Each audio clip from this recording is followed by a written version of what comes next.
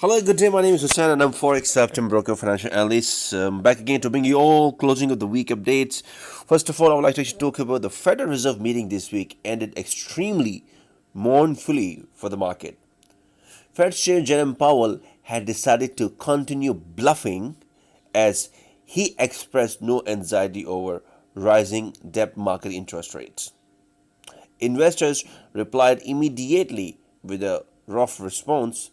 US 10-year Treasury yields jumped into 13-month high at 1.175%, leaving stock market no options for a continuous rally. A rapid rise of interest rates resumed throughout all maturities. Yield for long-term bonds are already above pre-pandemic level. However, this time US economy is weaker than in the beginning of 2020. Thus, it would hardly sustain such high interest rates for a long time. So, we may consider that the Fed has silently approved significant market correction. Now, we only have to wait for a major reason that would trigger the correction, forcing the Fed to use one of the latest or least option to control yields curve. The most appropriate reason recently seemed to be the health of 78 years old US President Joe Biden. However, a new story of US China tension seems to reappear.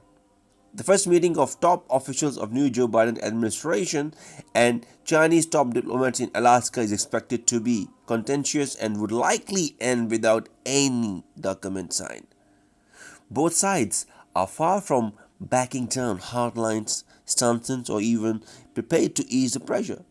The United States recently announced another portion of sanctions against Chinese companies and officials, signaling that swift action would quickly and decisively remove Chinese threat to US globally leadership.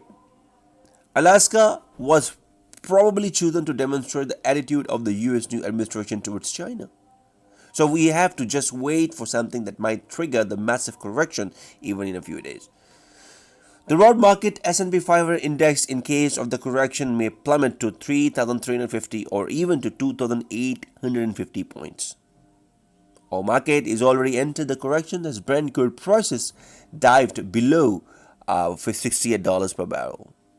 If we consider the debt market developments, weak industry data, and the treatment of Iranian oil to return to the market, prices may drop much further. Gold prices are also going down. The only chance for the gold prices to hold above $1,700 per troy ounce is a major political escalation between the United States and China.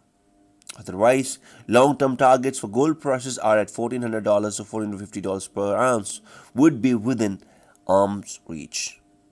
The greenback is extending its gains, attracting more investors' attention.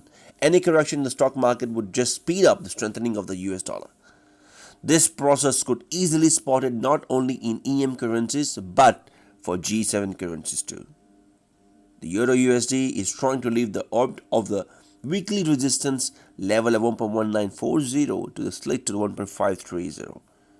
The same picture is looking for GBP USD, where weekly support is at 1.3915 has become too flimsy to hold this pair from sliding to 1.3410.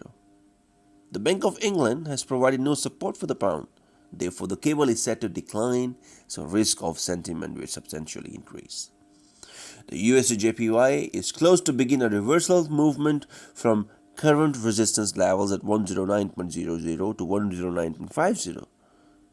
But to initiate this decline, a correction of the US stock market is needed. Moreover, at the beginning of this correction, the yen may weaken to 110.50 and then make a reversal move downwards. That's all for the day. Thank you very much for listening, guys, and have a great weekend. Bye-bye.